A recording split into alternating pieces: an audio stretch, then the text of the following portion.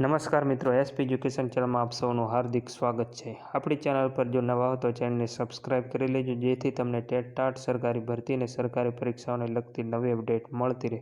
જો આપણી Telegram channel પર જોઈન ન થયા તો ત્યાં થઈ જજો, વિડીયો નીચે લિંક મૂકેલ છે, ત્યાં પણ તમને શિક્ષણને લગતી ઘણી માહિતી મળી રહેશે। મિત્રો, આજ રોજ 24,700 શિક્ષકની ભરતી માટેની જાહેરાત આપવામાં આવી છે અને આ ભરતી ક્યારે અને કઈ તારીખે પ્રસિદ્ધ કરવામાં આવશે તેની પણ જાહેરાત કરી દેવામાં આવી છે।